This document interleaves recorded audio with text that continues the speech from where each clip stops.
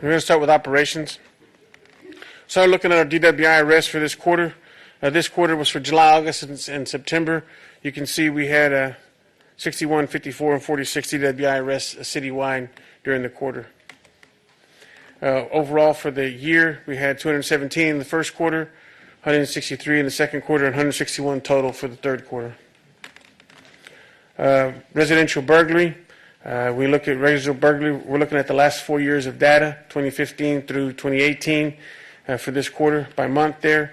And you can see a significant reduction from this quarter, from July, August, and September especially. Almost 50 offenses less in September of 2018 as compared to September of 2015. Commercial burglary. This is burglary of businesses, and there is a slight decline, but still a decline. Burglary of a vehicle. Burglary of a vehicle is our most often reported crime in the city of Mesquite. 20% of all reported crime to the police is somebody taking something from someone's vehicle. And still, we've made some headway. We still have challenges with anywhere from 40 to 60% of the vehicles that are burglarized that have something taken from them being unlocked. We break the city up into quadrants. If you remember from before, this is the northwest quadrant. There was a cluster of burglaries of motor vehicles at Villas of Anston, and we met out there with the community. What we found after analyzing those, the community meeting was on October 13th, with 43% of the vehicles that had something taken from them were unlocked. Also in that area, what we would call one beat, there was a significant arrest of a stalking incident. On August the 17th, an unknown individual was recorded on a video doorbell on 2 consecutive nights, looking into a victim's window, a person's window there, a resident.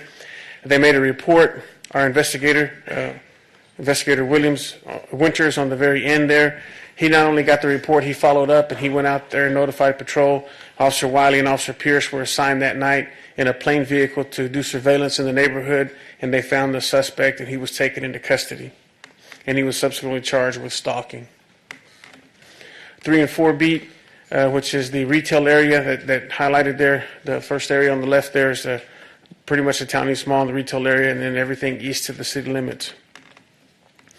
Lieutenant Caldwell found this research. It's an interesting concept. The study was done in Australia, and he wanted to try it here. It was in Perth, Australia, where you spend 13 minutes a day per shift in trouble spots or hot spots that you know. So what they did there, this is a synopsis of what they did in Australia and the results that they received. So when he looked at an area in his beat, in 4 beat there, right along 635, just on the east side, and from May all the way through the quarter through September, there were several offenses there: burglary of a habitation, aggravated robberies. So what he found was a pattern of every 6.5 days there would be a crime, an offense reported, and 61% chance it would be a felony. So he instituted this 13-minute per shift in the hot spot there. If you look at the left, this is the crime before he instituted it. And you look during the middle slide with all those squiggly lines and everything on it is the GPS tracking of the vehicles that went through there on a daily basis. And then afterwards, the end there, in the end of September, you can see there were only 2 reported crimes in that same area. So it went from that number of offense to just 2. And so they also surveyed the officers to see how they felt, the perspective of the significance of the assignment, whether they were consistently able to go to that assignment, and whether they were interrupted or not while they were there in their 13-minute shift. And so it was a good experiment. It's different from, or not contradicts, I guess it's different from 45 years of policing strategy. In 1972, the Kansas City Police Department did a patrol experiment, and it showed that officers not only had to be in an area, they had to take some sort of action, whether turn on their lights, engage people, talk to them, write a ticket, make an arrest before there was any deterrent effect. This shows promise, this study that we did there that Lieutenant Caldwell put on, because it showed a deterrent effect, a reduction in crime, and whether the officers actually took enforcement action or not, just being in the area. So that's a significant finding for us. 5B, which is the middle part of the city there. These officers were on patrol. They got a call in the Golden Grove area about a theft. They quickly got a description of the vehicle. The reason they got a good description of the vehicle because the homeowner stayed on the phone. Lots of times people will call 911 and hang up when we start asking questions. The reason the 911 call takers, I want to highlight this, ask questions is because they want to get information to the officers in the field. This caller stayed on the line, gave a very detailed description. En route to the call, these officers, Officer Keith here on the left, he was able to spot the vehicle, and they got in. They got into a chase with it, and the vehicle wrecked out. They caught both of the guys, and they had a stolen tailgate and a bunch of other stolen items in there. So they cleared several offenses simply because the person stayed on the phone and gave them detailed information and didn't get angry when they were asked questions and hang up like some people do. The southeast quadrant, the very end of the city, 7, 8, 9 beat. This is the top there, 7 beats. You look there, it's around goes down along Beltline and goes east of the city limits. There, almost to the city limits, and then 8 beat picks up there, and it goes from like Cartwright, Bruton area, all the way down to Falcon's Lair, and then 9 beat here picks up. This goes over into Kaufman County. So you can see the snapshot of the offenses reported to us, crimes reported to the police for those 3 months. In 8 beat, there was 29 burglars of motor vehicles. Again, that's the number 1 reported crime in the city, and 7 house burglaries. So this is kind of analysis we do. The middle chart, the top left there that you can see shows the cluster of the crimes that were reported. Each little car with the green flag there is a vehicle that had been burglarized. The middle chart here, so we break down the reports that came in by the day of the week and the time of the day, and we have the last one is what we call a density map, a heat map, where we can see those red areas. It goes from blue to green to yellow to red. Red is where we need to be, the day of week and time of the day we need to be out there.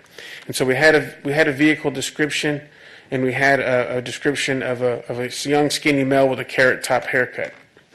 We use our deployment unit, which is a group of officers that we bring on an overtime basis to target specific areas during specific times, and they were put out there. We also put a license plate reader trailer out there, and we started using all the information that we gathered.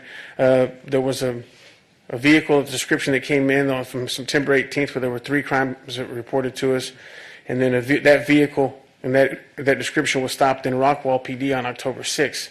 But they caught him before they had all the burglary tools, but caught him before they were going to commit the burglary. So then the resident discovered 2 suspects who were about to commit a burglary of his vehicle. He detained one of them, and the other one fled on foot. We got out there and arrested the guy and talked to him. He admitted to doing car hopping, which is just going, checking door handles. If the car was unlocked, they go in and takes him. He gave us the name of the guy who was with him.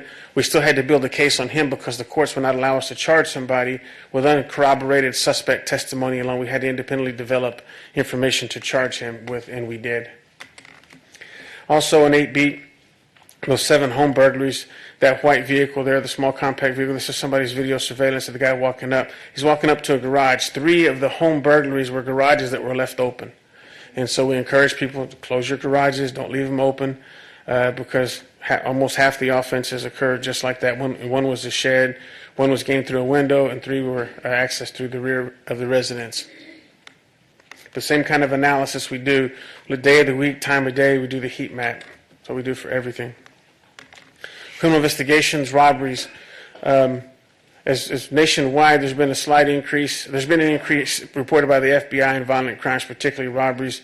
We've had an increase, but not as high as the one that's reported to the FBI. It's about a 4% increase nationwide. We're less than that overall. But for this quarter, there was a significant reduction. You can see we had 14 robberies and then 16. In August of 2017, we had 28 robberies, and this August we had 16. And last September we had 32 robberies, and this year we only had 8. So a significant reduction. Part of that is catching people, active ones when they're out there, because most robbers will hit multiple times until they're caught. They're going to be committing offenses. So here's another view of it. The orange are where robberies will occur, like strong-arm robberies or shoplifts gone bad, we call them. Somebody goes in to steal. When they get confronted and they fight with the loss prevention officers, then it becomes a robbery because they use physical force to deprive somebody of their property. That's the kind of things that happen in those orange ones. And the bottom one there, the beige-looking ones, those are aggravated robberies, which means a deadly weapon, which is either mostly a firearm. That's one thing. Even though we're seeing a reduction in the overall number of robberies this year, we're seeing a greater propensity from 2015 to now of the people's willingness to display and use firearms. So guns are being more prevalent in the commission of robberies. Major Crimes Unit, the last time we spoke, there had been 4 homicides. This one was added to it on September 20th. There was a child that was transported to the hospital and pronounced deceased. The injuries were consistent with the child being severely beaten. We've charged the caregiver and arrested him, and we're waiting for that to go to grand jury. But we had to wait for the medical examiner to do the autopsy and determine the cause of death, and they determined that the cause of manner of death was homicidal violence. So that's what we have working right now.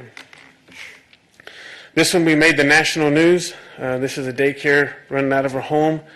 A person who was taking their child there noticed that their child was sluggish and not behaving or being responsive. So she put a little nanny cam in the car seat, and what she showed was disturbing, that the lady was giving them something to drink, and then they were just passing out. So we did a search warrant. We followed up. We found a total of 9 children in the home, 8 of them restrained in car seats with their arms and head, some of them with their necks tied back, because when they went to sleep, whatever she gave them, she admitted to give them over-the-counter medication to make them go to sleep so she wouldn't have to deal with them. She was overburdened. She had too many kids. She couldn't care for them. She's currently still in jail, in Dallas County Jail, on those 13 charges of abandoning or endangering a child. But it's not the kind of news we would want, but that's what happened. Our narcotics section, this is some of the, from one of the drug arrests that they've made. Our narcotics section has done tremendous work. We made some personnel changes and a supervisory change in narcotics, and they've had some tremendous success. They've rekindled our partnerships with the State Department of Public Safety and with the Drug Enforcement Administration, and they're doing some outstanding work. This is just this quarter. They had 28 search warrants, 38 arrests, 144 pounds of marijuana. Marijuana is big business. Last year in 2017, for the first time since they've been keeping records, more marijuana is coming to Texas. We intercept more marijuana coming from west, from Colorado, east, than coming from Mexico, from south to the north. So for the first time ever. So the legalized marijuana in Colorado is making its way here and passing through here. And so marijuana is a big deal. It's a big business. And as you can see there, a significant number of our arrests and seizures are about marijuana. We also seized cash in 9 vehicles. Here's a snapshot of the quarter results comparing 2017 to 2018. If you see, we had no seizures in July, 1 in August, and 0 in September. And this year we had 5 seizures. And so they significantly increased the work. 2 arrests, 3 arrests, and then 1 arrest in each of those months. And they went to 10, 11, and 17 arrests. So they've been working very, very hard and doing a great job. Also, the narcotic seizures, the money, last quarter, July, August, and September, they seized no money. And this year, they've seized almost $180,000 during that time. Our crime scene, this is something that was approved with the 4B budget, a crime scene vehicle. We're currently using a 2003 Chevy Astro van with over 100,000 miles on it. This is going to be a fully built-out vehicle. It's going to be a mobile crime lab. We could go out to the scene of a shooting or a major incident and do all of our crime scene work, even the analysis right there on scene with this vehicle. So it's going to be a huge addition to our fleet. It's expected to be completed. It didn't make it by October 18. They're still working on it, but you can see what it's going to look like there. Technical service, this is our communication center. We have, because there's overall fewer crimes being reported, we have fewer calls coming in, especially the emergency calls. The reduction in robberies results in a fewer emergency calls, but we've had almost right at 3,000, just over 3,000 fewer emergency calls from this quarter of 2017 to this quarter of 2018. We still get plenty of calls. If you look down at the bottom, the 911 ring times, the national standard for NENA, that's the National Emergency Number Association, they recommend that 90% of your 911 calls be answered within 10 seconds. Look at our numbers there. The total calls answered, the number answered in less than 10 seconds. The number answered in 11 seconds or more is only 101. So that's a 99.64%, less than 10 seconds. So they're doing a great time. The average ring time is only 6 seconds. They're doing a great job there. And that's even with 6 vacancies. So dispatch personnel, here's the, we have 18% vacancy. The 6 equates to an 18% vacancy rate.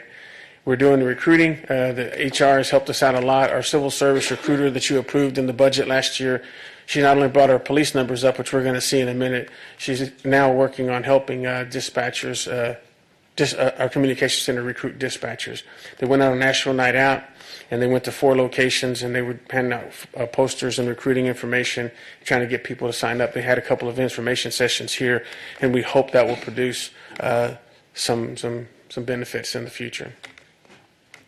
The property room, the number of items taken in, for some reason, I don't know why. If you look at all items, we've taken in almost 1,000 more pieces of property this quarter compared to same time last year. All I can think of that changed between now and then is we have the new technology system. We have Spillman.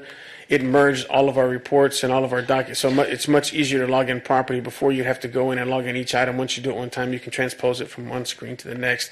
So it's made it a lot easier. I hope that doesn't mean there was 1,000 other things that they just let go somewhere. But I always try to look at why these things happen, and that's all I can think of.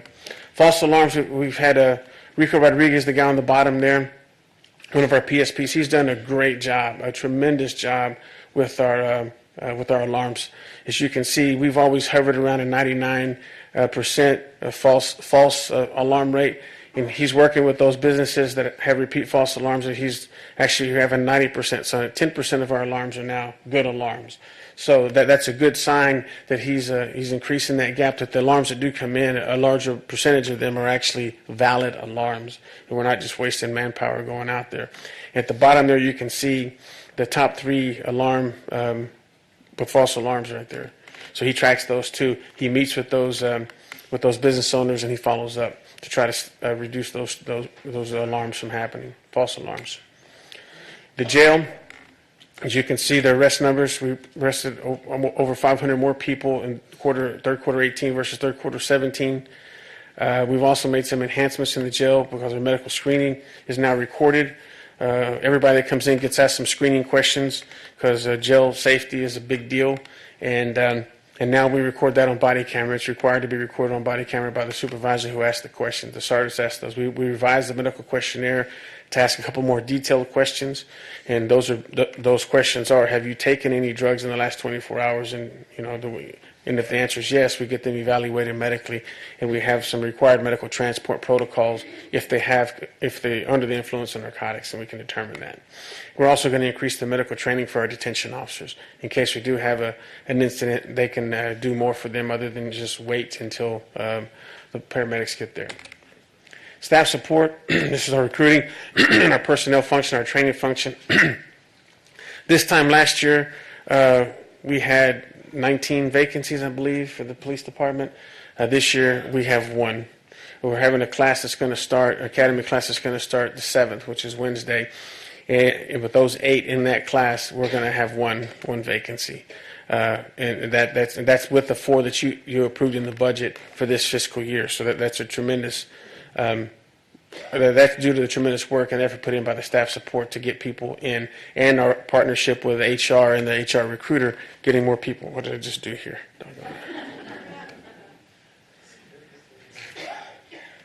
Uh-oh. Yeah, there we go. It's back. All right. I'll try not to mess anything up. BPOC is our basic peace officer course. Class 9 graduated, 10 recruits, 7 males, 3 females, 2 prior military. BPOC 10 is in now. It's our senior class. Since this slide was developed, one of those males has failed out, so we have 5 people in that class, 4 males and 1 female, and they're expected to graduate in January. BPOC 11 is going to start technically tomorrow, but they're going to do paperwork. I don't count them on the books, so they show up to the police station. That's on the 7th, on Wednesday. And it says 7 to 19 months. We know we have 8 in that class. So a lot of hard work has gone into closing that gap. And I appreciate the support that you, the council, have given us with recruiting by hiring the civil service recruiter. She's done a tremendous job. She's increased by over 200% the number of people who sit for our exam, our civil service exam. So it's paying tremendous dividends. I'll take any questions. Thank you, Chief. Great report. I always like to hear all this information. Do we have any questions for our Chief at this time? Mayor Pro Tem? Chief, how are we doing with the Unidos program? I know y'all are taking off after that, and what's an update on that? We've had 4 meetings so far. Two Spanish crime watch meetings, 2 that you set up at the Iglesia the Séptimo Día over there, and we've had 2 meetings with the Unidos program. We're working right now with some of our partners, the Hispanic Leadership Forum and the LULAC Council. We want to try to get partner with outside people to get more people there. Actually, we're going to try to get with the church, Divine Mercy, I think it is, and have a meeting over there because we haven't had the turnout when we have the meetings like we had hoped for. And so we're still working on that. Officer Contreras and I have 3 other officers who are bilingual officers who've been participating in that program and helping out a lot. Officer Evie Rodriguez, Officer Aaron Paredes, and Angela Iglesias. And so they're all really excited about connecting with the Spanish-speaking community here. We have to get to where I think that in large part some of the obstacles have been the political climate. People don't want to come talk to the police because they think we're going to arrest them, and that's not what we're trying to do. We want to hear what their issues are and what their concerns are, and if they're being victimized, we want to be able to respond to it. So that's our biggest challenge, is getting that message out right now. Great. I wanted to ask you also a question about officer wellness, because I know we've got new recruits coming in, young recruits coming in, but what are we doing as far as programs with helping these officers dealing with stress levels, or even topics like family health, or because I know that can be an issue as well, or even financial planning, helping our officers in those areas because they can be so busy and all that, but to give them input with that with some programs. Yes, sir. Officer wellness and safety is one of our paramount concerns within the department. I came from a place where it was real, and I buried cops who didn't do well. So it's something that's very personal to me. And we have a financial planning class. For every academy class, they get a financial planning class from one of our sergeants, who's a Dave Ramsey advocate, and he teaches the Dave Ramsey curriculum, financial peace. And it's to help them make good financial decisions. Many of the young folks who come here are right out of college. They've never really had any other jobs. And this is the first time they've made any money, and it's very easy to go out there and get yourself into trouble when you first start out if you don't have some coaching. And so he talks to them about making good decisions, investing in the 457 plan early on in their careers here.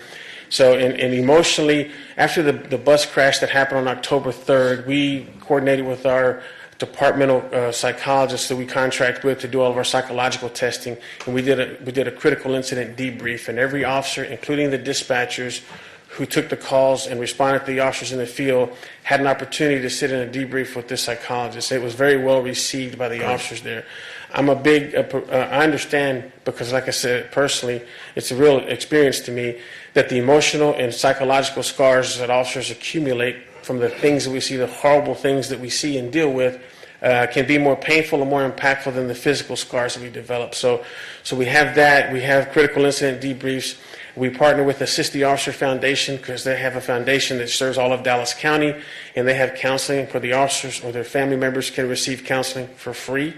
And I've referred several officers during my time here to that program, and it's that's the best thing that they've ever done, was establish that counseling program. We also are working on developing our own peer counseling program, identifying officers and dispatchers who are willing to go to some additional training and be a sounding board to listen to other officers who might have some concerns. So to your point, it's something we take very serious in the Mesquite Police Department. I want everybody to have a long and prosperous career, and I really want them to have a long life after police work, whenever that time comes. The fire department has done a much better job historically with this than the police service has. We've suffered from our macho attitudes of just suck it up, buttercup, and go to the next one. I don't believe in that. Whenever you've buried friends, I've lost friends to suicide, police officers. And in Dallas, we had 2.5 times more officers killed by their own hand than were killed by bad guys. 2.5 times more. That's the national average. We've been blessed in Mesquite not to have that, and I will work with every fiber of my being not to let that happen here. Yeah. I had one more question, Mayor. Just quickly, what are we doing as far as getting our officers more visible in the communities? Well, we're working on here, just like that 13-minute plan. When we identify those areas that are at critical junctures with the number of crimes, we're going to start that. So somebody on every shift will go to that neighborhood, and we'll track that. The lieutenants are going to be tracking that and see the results of that. We have officers in the field every day. One of the things we're trying to get to is the percentage of their 10-hour shifts that they're actually on a call directed by dispatch, and the amount of discretionary time they have to go out and do those kind of things, like individually just patrol a neighborhood, go out and stop and talk to somebody, do whatever those things are. And right now, we're at about a 70%. All their activities, 70% of the time are directed by the police dispatchers. So going from one call to another, and about 30% is discretionary time. But even out of that 30% discretionary, we have places we want them to be, like this 13-minute plan. So I really want to get that number down to about 60-40, a 60-40 split. I think that's a good split. My experience tells me that if about 2/3 of the time they're being directed by dispatch, the other third or so of the time, if we can get that consistently, I think that'll be a good place for us. Thank you, Chief. Yes, sir. Thank you for your presentation. Yes, sir. Councilman Miklos? Thank you, Mayor. Chief, I appreciate your efforts. We've recently had a rash of gunfire and guns being shot in the air on what it seems to be in many parts of town, but in particular in the western part of the city, the southern portion of the district I represent. And I was wondering if there was any specific plans that you could share with the public about your thoughts on that and potential for addressing those issues. Yes, sir. What we do, every week I get a report on the shots fired calls from the city every Monday. And the crime analysts take that report from the week before, and they plot those on a map. And let me step back. Every shots fired call that we get dispatched on, we go and look for, is there damage to is anybody injured? Is there damage to anybody's property? And can we recover any shell casings? And so their shell casings being recovered are very, very important, because we enter those into our NIBIN system that we purchased here, the National Integrated Ballistic Information Network. And we've been able to match shell casings taken from a couple of those shots fired calls to crimes in crimes in our city and crimes in other cities, because it's a national network. And if any of those shell cases have been entered into a crime from Dallas or Grand Prairie or Irving or wherever, they'll show up in our system. It's like a fingerprint hit, so that's what it's like. So we do that every call we go out on. We try to find that information, and we have made a few arrests. I think we made 4 arrests on people shooting guns in the air. We've had more calls. In September, we got a tremendous increase in the number of shots fired calls we had, because dove season started, and people can shoot, and they're at close proximity to the city, like out by the airport. So we noticed a spike in calls there. And as I mentioned earlier, with the robberies, there's more of a propensity for people to use firearms today than there has been in recent past. So we take each one of those cases seriously, whether they're robbing somebody, whether they're shooting a gun in the air. And so just like we do initiatives on July 4th and New Year's Eve, we take that attitude each and every day we go out there. So we're tracking those. We're seeing if there's any commonalities or day, week, time of the day where we can deploy officers in advance and catch those. I mean, it's something that we take very seriously. And what I would just encourage people to do is, if they hear those things, call them in so we can add them to our map, to our database. A lot of times I've heard people, when I go to meetings, say, "Oh, I hear them all the time. I don't worry about it." Well, we can't track something if no one calls us and tells us about it. We're a data-driven organization at every level, and we need that information. So. Councilman Cashman? Thanks, Mayor. Chief, Yes, sir. my first budget was 2015, and your predecessor and I had a few question and answer sessions about how many officers we were short, and it was somewhere in the low 30s.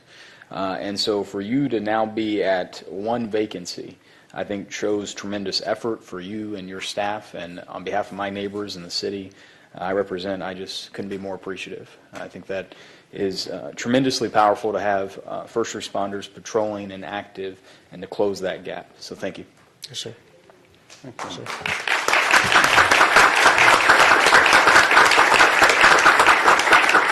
It was a Councilman Archer? partnership, sir, between HR and our staff support. Our staff works very, very hard to close that gap. Yes, sir. Bruce? Thank you, Mr. Mayor. Chief, I want to also add my thank you to you and all of your staff, including civilian employees who do a critical job every day, and especially I want to affirm those heroic officers who had to deal with the terrible tragedy at Lawson Road. We were all very proud of those officers. With regards to staffing, and I'm equally very happy and proud that we are making huge strides in our staffing. I was very happy to get to attend the recent graduation that we had. That was very uplifting for me to be on hand for that.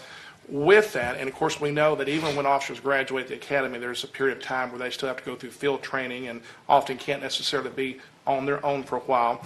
So with that, how long do you anticipate before perhaps we could begin a little bit more of what I've talked about in terms of community policing? Obviously, we don't have the manpower to do the whole town, every neighborhood, every day, but perhaps with our highest crime statistical neighborhoods and or neighborhoods that have had some recent difficult circumstances take place, that we could provide the type of patrol support, noticeable support, where both criminals and law-abiding citizens would feel that presence. How long before you think we might be a little bit closer to doing that versus oftentimes just having to go from call to call? Well, and I want to make sure I don't get misinterpreted this, sir. When I said call to call, about 70% of the time, there's still a significant, more than a quarter of their time, they're not on a call. That's what the numbers are telling us. They do have some discretionary time. For all 10 hours, they're getting breaks. They're going to be able to eat. They're be able to do things. So it's not that they have nothing else to do except go from one call to the next in that 10-hour shifts. We work 10-hour shifts, and they do have, on average, some more, some less, 30% right now, discretionary time, that we try to direct a portion of that and give them some. But BPOC 10, or 9, who just graduated, they graduated October 5th. They have they have 17 weeks of field training if they complete it on time, if they don't get any remedial training. So that's 4 more months before that 10 actually can be turned loose to just do that. That's everything goes great. And realistically, all 10 of those are not going to make it out in 7 weeks. Somebody's going to get looped, we call it, sent back for some remedial training. For geography, it's very common. The streets here, for somebody outside coming in, navigating this city can be a challenge. And so learning to navigate the city and some of the neighborhoods. So it's officer safety is something we have to take serious because people's lives are at stake, officers and citizens. And so I suspect that a couple of those will get looped, not all of them, but within the next 4 months, 17 weeks from October 5th, that group will be free. That'll be 10 more into the pool. And then if we can get this next 5 out of this class in January, if no one else fails out, because we have very rigorous academic standards, they need to understand that information in such a second nature. When they hear a story, they need to know, is there a crime, and can I arrest for it, and what do I need to do? They have to do that by memory. They don't have time to look up a book. So that's why I'm going to push academics so hard. If we get those 5, then it'll be 27 weeks from January 18th when they graduate, or 17 weeks from that point. So the way it works, from the time we hire somebody, 27 weeks in the academy, 17 weeks of field training, looking at 44 weeks, almost a year before that person is going to make it out on their own, on the street, answering calls by themselves. And so, and that's if everything goes right. Realistically, we're looking at a year from the time we hire them to the time they go out, because some things come up. It's just the way it is. And so I have to accept that that's going to be. So hopefully, now that we got them hired, by this time next year, we should really start seeing the effects of all those people being added to the pool. And we're going to still continue to hire because you've authorized us graciously another 5 positions. We're already tested for that for the class in the spring. So we're going to work hard to fill those too. So we'll have the additional ones. But we have to do that. I already know of some retirements that are going to come about. So yeah, we have to. It's a continuous fight. There's no time for rest on our laurels for sure. But our goal, sir, is to get to that point to where we have a full complement of officers off training, out there working on their own. That's our goal. So you think perhaps from what I'm hearing, perhaps 9 months to a year before we could effectively start doing that a little bit heavier community type policing? Well, yes, sir. And again, there's certain circumstances we can do different things if we hire back overtime and increase our capacity at any given point. We look at the data, we look at the statistics and the numbers, and from the call load to the crime reports, and we can hire back people for increments. I don't like to bring them in for less than 4 hours, but 4 hours to 6 hour blocks, and we can cover those critical times to increase our capacity and to cover those to give us more discretionary time during those peak hours. And let me give you an example of what I mean by sometimes answering calls versus being able to patrol more. It's understandable there's going to be some shifts where things are so busy that we may have some situations where lower priority calls have to just get put on hold. But for example, hopefully our goal is eventually to get to where, if we do have a situation where there's a big issue at a restaurant, there's been a shooting, we're having to send multiple officers to that location. If there's another part of town where there's a really out of control party or something that's not life threatening, but still can lower the confidence of residents if it goes too long, that we still have enough staffing that we can still pull somebody over here or there to take care of those lower priority things, even though we have something big going on over here, if that makes sense. Yes, sir. Absolutely, it makes sense. Every situation is dependent on the facts presented at the time. We had an incident like that, but we needed all. We had a shots fired call in our restaurant row area, and we had to find if there was a gun out there, if somebody was hurt. Sure. So we did everything we could do to ensure the safety of the public, and then as soon as we can, and I understand parties can be dangerous, but safety during a potential active shooter situation versus a loud music thing, I want us to be able to get there because I want residents to have confidence in the police department, but I can't sit here and tell you or anybody else that we're always going to have that. We're going to do what needs to be done, I can assure you. We're going to do whatever it takes to make this Mesquite a safe community. With every fiber of our being, that's what we're going to do. And I want to be very clear. I would never want you to think that I would want us to pull any officer away from a critical situation. If a party has to wait for an hour or two sometimes, that may just have to happen. I'm just talking about having some goals to get to where eventually, as we do continue to staff up and get people out of training, that we are in more situations versus less where we can comfortably pull somebody over to take care of that party while we're still having to take care of a bigger issue. That's all I want to be Yes, clear. sir. I understand your point because I speak in a public forum and I know words mean things. I don't want to say something here that somebody could misinterpret to something else. Sure. I want to be clear in my communications, but I understand, sir. Yes, sir. I've seen a couple of situations in the last year where there's been a problem neighborhood here and there where we have been out doing some additional that we maybe wouldn't normally do, checking for illegal parking, doing some traffic enforcement in that area, which I believe also is still a deterrent to criminals when they see that nearby. Is that a strategy from time to time that we're using in some troubled areas that little extra presence of those things, which can still also deter other crime too? Yes, sir, absolutely. As I said before, we're a data-driven organization. When the data tells us we need to increase our presence drastically in an area to make a difference because we analyze for day of the week, time of the day, then that's what we'll do. Yes, sir. Where are we at right now with cameras at city gateways? I know that's been a big goal that you've been working on with technology, and I know some things take some time, funding and whatnot, but I'm just kind of curious where we're at. Well, right now we're still working with traffic, Public Works in the traffic management section to get fully built out for all the intersections we have. We have 70 intersections. We're still not all built out. We're about 60, I think. The last number I heard, about 60. So we still have about 10 of those intersections to go. I want to get that fully built out first. I want to have that system functioning, and then I want to turn my attention to the gateways of the city. Yes, sir. With regards, and I know Councilman Miklos touched on legal gunfire a while ago, it seems like from a lot of our residents in that far west end that oftentimes some of that gunfire is coming from Dallas across the street. I know you've got relationships with Dallas. Of course, I also know that they're very short-staffed.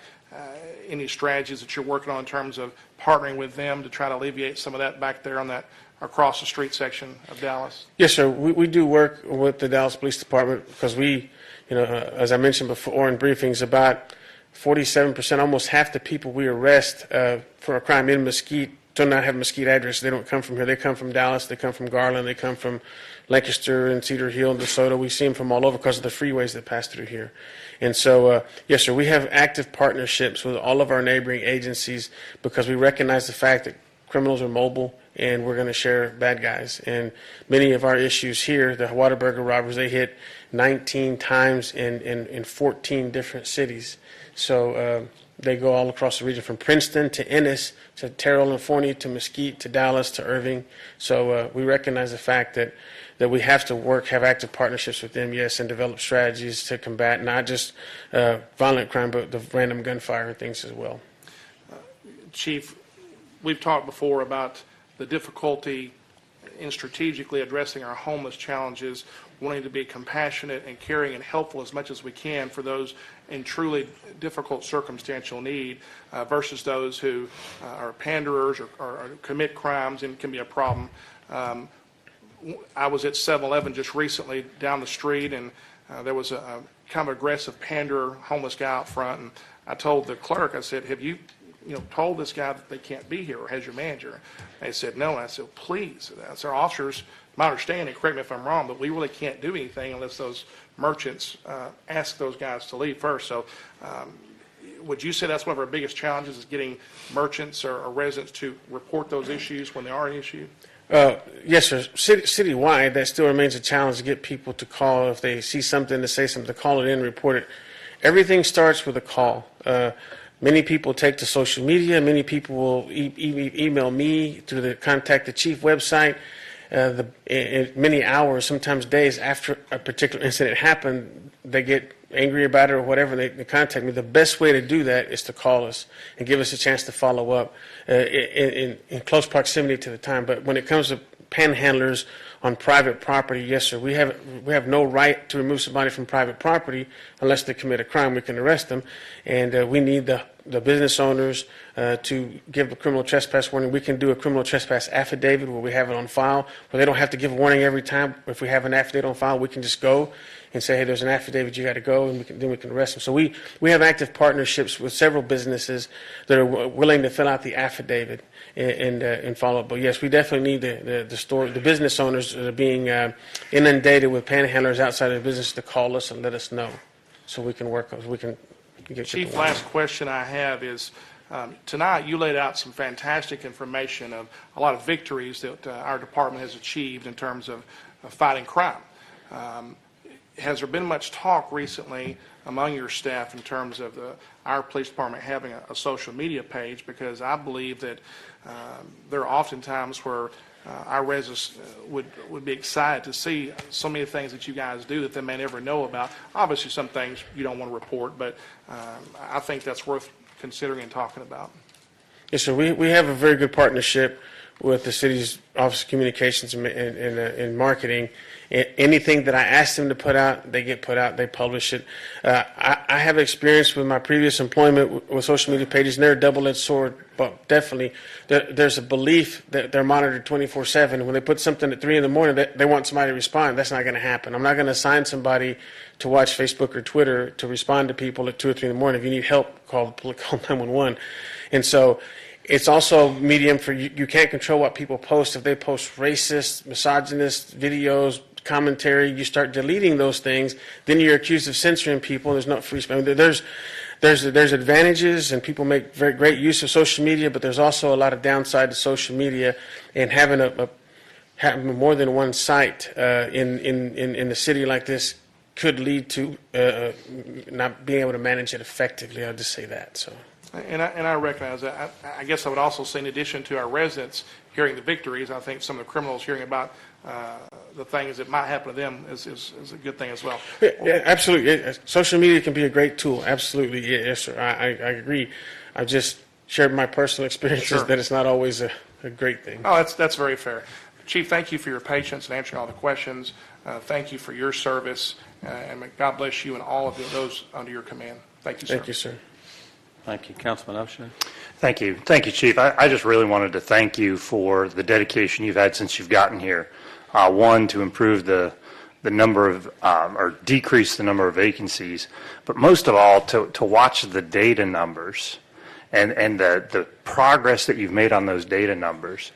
And what I really appreciate is the professionalism that you have, the expertise that you bring to this position, and the way in which you empower your employees to go out and help solve crimes. If you take a look at page 7 of your slides, I think this is the one that showed kind of the before, the during, and the after. Yes, and so it's on the handouts there. Yes, sir. And then you got the during, and it has all those squiggly lines. And that's over a 30-day period, right? Yes, sir. And that's showing us what the police cars did over a 30-day period for this 13-minute interval. Yes, sir. Yes, And this was all suggested by one of your officers. A lieutenant, yes, sir, Lieutenant Caldwell. And so you have an organization and you've created a culture in which you've empowered your employees to bring ideas like this to you and to go out and implement this for your officers and for the safety of the community. Yes, sir. And it's making an impact. Thank you. You keep doing what you're doing and don't listen to what we want you to do as police chief, okay? Thank you.